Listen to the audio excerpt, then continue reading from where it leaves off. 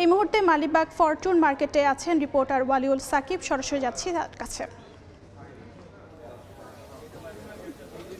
Shampa jewellers সেই দোকানটির সামনে আমি এই মুহূর্তে দাঁড়িয়ে আছি এবং যে আলোচিত এবং দুর্ধর্ষ যে চুরির ঘটনাটি ঘটেছে ঠিক এই জুয়েলার্সই কিন্তু আমরা দেখেছি সেই ঘটনাটি।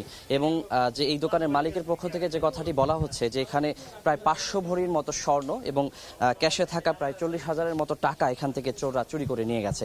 তবে ঘটনাটি কিন্তু ঘটেছে একেবারে যে ভোরের আলো ফোটারও বেশ আগে, মোটামুটি 3টার দিকে আমরা যে খবর পেয়েছি যে দুজন যে চোর আসলে এখানে এসেছিলেন এবং তারা বোরখা পরিহিত ছিলেন।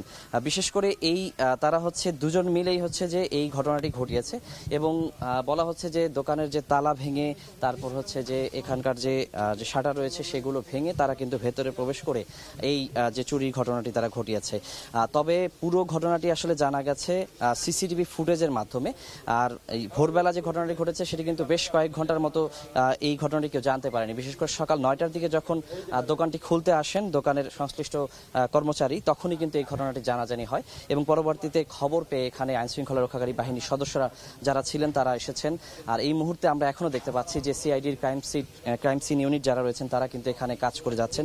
আমরা নিচে দেখেছি যে এই ফরচুন শপিং মল যে এখানে মার্কেটটি রয়েছে এখানে কিন্তু যে র্যাবের সদস্যদেরকে আমরা দেখেছি যে এখানে আইনশৃঙ্খলা রক্ষাকারী বাহিনীর অনেকগুলো সংস্থা কিন্তু এখানে যৌথভাবে তারা কাজ করছে তাদের মতো করে। তবে এখন পর্যন্ত আসলে যারা এখানে চুরি করেছে তাদেরকে কিন্তু শনাক্ত করা সম্ভব হয়নি। তবে আইনশৃঙ্খলা রক্ষাকারী বাহিনীর সদস্যরা জানিয়েছেন যে তারা সিসিটিভি ফুটেজ দেখে যে শনাক্তের প্রক্রিয়াটি সেটি চালিয়ে যাচ্ছেন এবং শনাক্ত করা গেলে তাদেরকে কিন্তু যে আটক করার ব্যাপারটি সেটিও কিন্তু তারা কাজ করবেন সে ব্যাপারে তারা বলছেন।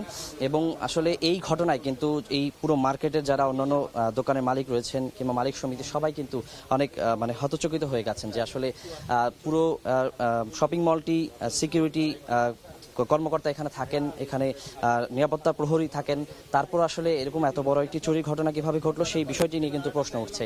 তবে সাধারণত যে কথাটি বলা হচ্ছে যে পাশের একটি যে মহিলা ওয়াশরুম সেই ওয়াশরুমের গ্রিল ভেঙে কিন্তু তারা ভেতরে প্রবেশ করেছিলেন, সে কারণে বলা হচ্ছে যে নিরাপত্তা প্রহরী কেউ টের পাননি। আসলেই কি টের পাননি নাকি তাদের মধ্যেও কেউ সংশ্লিষ্ট এখানে জড়িত রয়েছেন সে ব্যাপারটিও কিন্তু প্রশ্ন তুলছে এই ঘটনাতে। তবে এখনো কিন্তু স্পষ্ট করে এই ব্যাপারগুলোতে কিছু বলা সম্ভব হচ্ছে না। তো এই যে নানা গুঞ্জন ছড়িয়ে পড়ছে এবং যে প্রশ্নগুলো উত্থাপিত হচ্ছে সেই বিষয়গুলো কিন্তু সমাধান হবে আইনশৃঙ্খলা রক্ষাকারী বাহিনীর সদস্যদের যে তৎপরতা এবং তাদের যে তদন্ত সেটি শেষ হওয়ার পরে কিন্তু এই বিষয়গুলো সম্পর্কে বলা যাবে। তো এখন পর্যন্ত এই ছিল আমার কাছে এই যে শম্পা জুয়েলার্সের চুরির এবং যে ফরচুন শপিং মলের চুরির ঘটনার সবশেষ খবর। পরবর্তী কোনো আপডেট থাকলে আমি সে ব্যাপারে জানাতে পারবো। এতক্ষণ আমরা সরাসরি যুক্ত ছিলাম রাজধানীর মালিবাগে।